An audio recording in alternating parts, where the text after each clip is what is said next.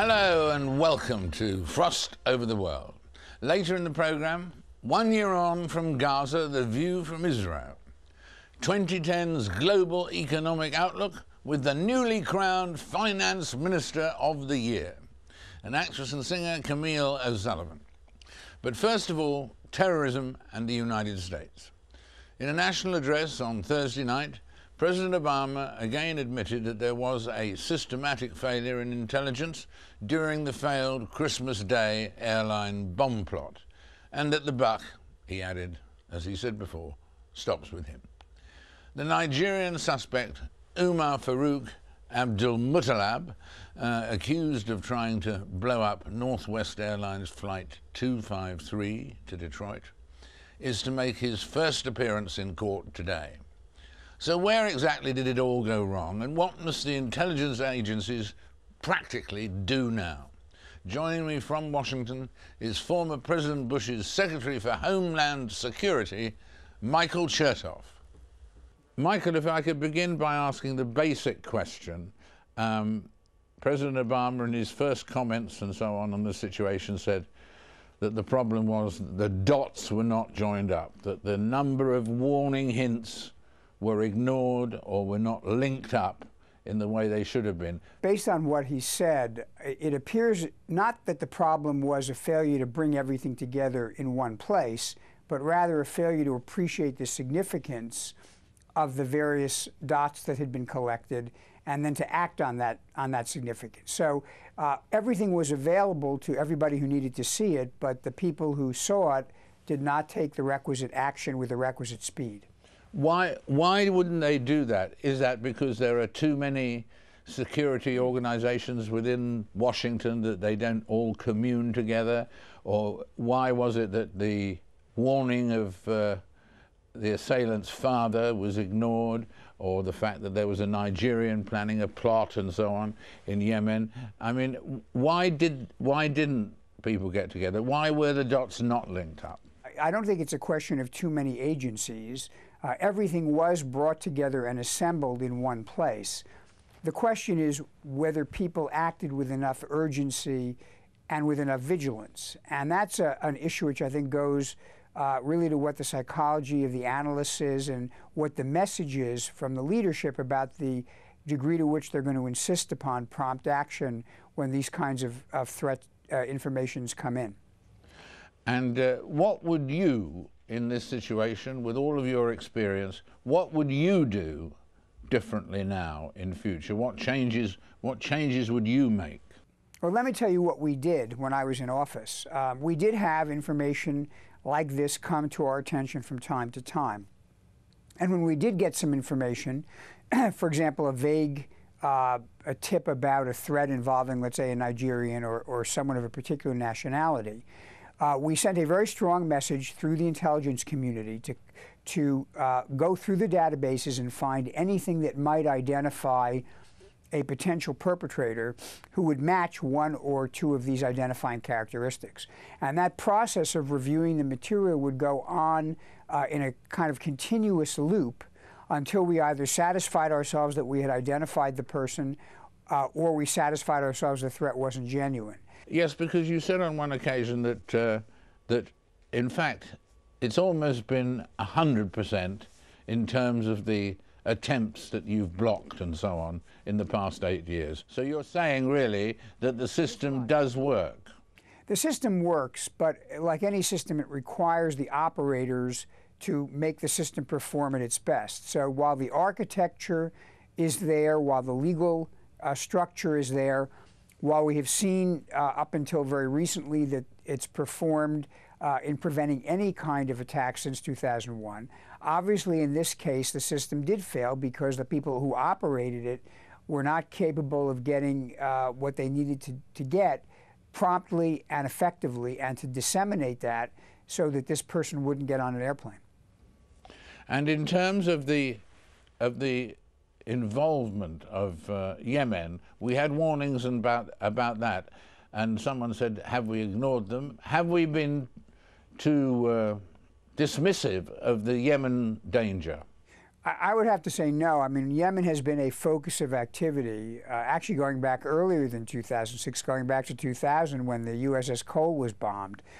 And we've worked with the government of Yemen, which frankly has not always performed perhaps as aggressively as it should have against some of the terrorists and some of their allies in Yemen.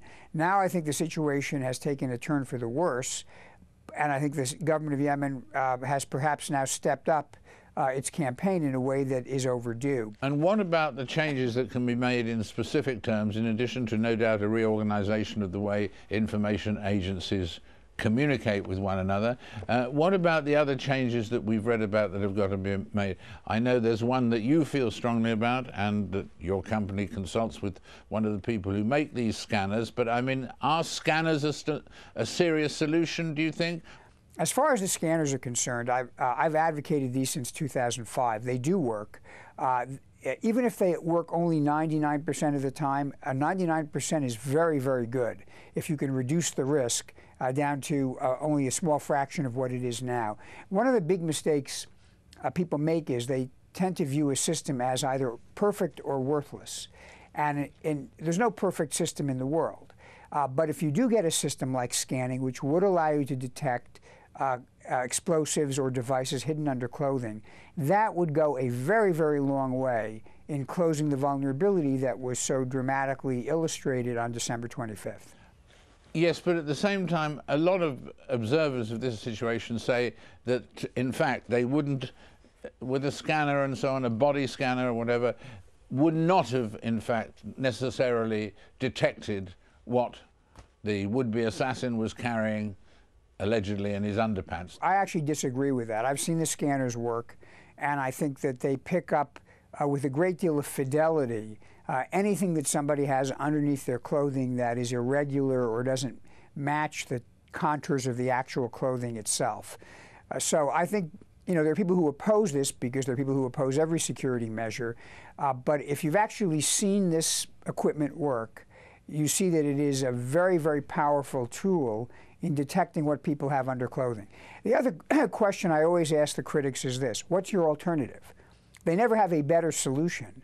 And if their solution is don't do anything, then I suspect we will see more people getting on airliners with bombs, and that would not be a very happy outcome.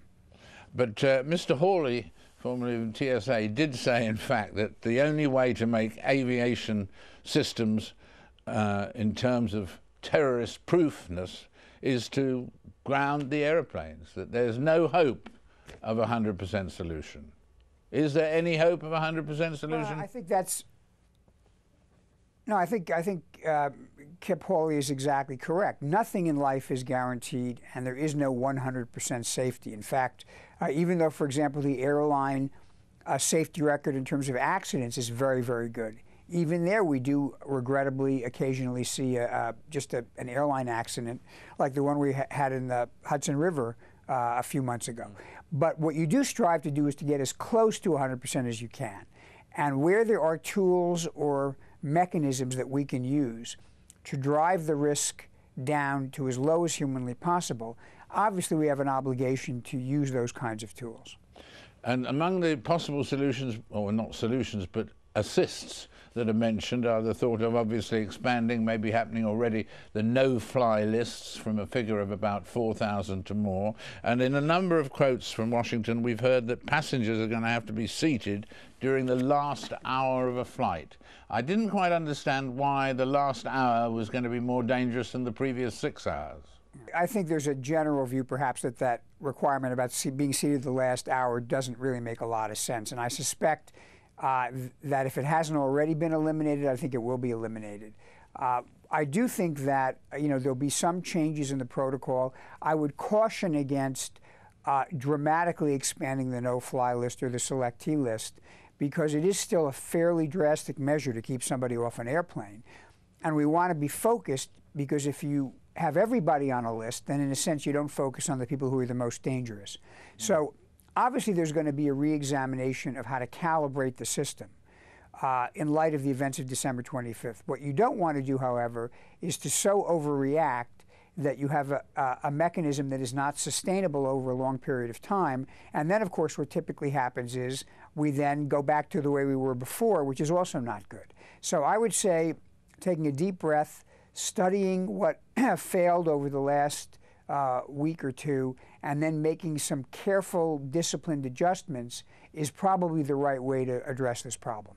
And is there a case, as some people have said, for profiling, even racial profiling, or do you think that would be counterproductive?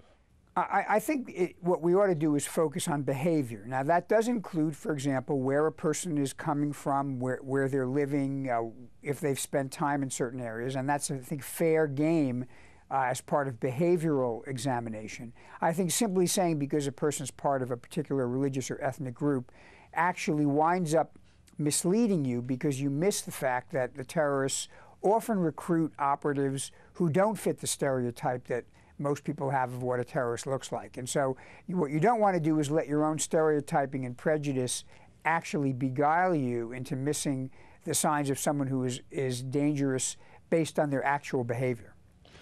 And one other point that has come up, which is to do with Guantanamo and the non-further release of prisoners to the Yemen and so on, and the stopping in that procedure. Do you think that this will affect the future of Guantanamo as well?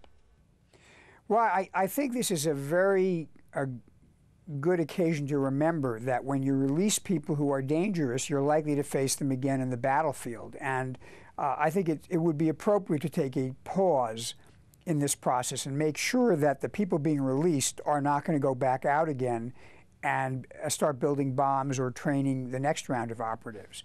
Now, I think stopping the release to Yemen is a good first step, but I think there's, in general, a more serious question about how do you resolve the case of the couple hundred people who are currently in custody who are dangerous and who don't have any, have not given any sign that they're prepared to renounce acts of terror. You want to release them again and face them again. I think that's going to be an important issue for the next few months. Is it at all possible, Michael, that the war on terror could ever be won, or is it forever?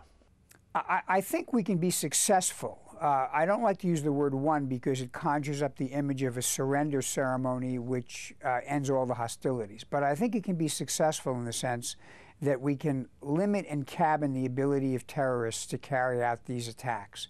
And I think we've seen a good deal of success. We've seen success in reducing some of the safe havens in parts of the world. We've seen success in eliminating or capturing a number of senior terrorists.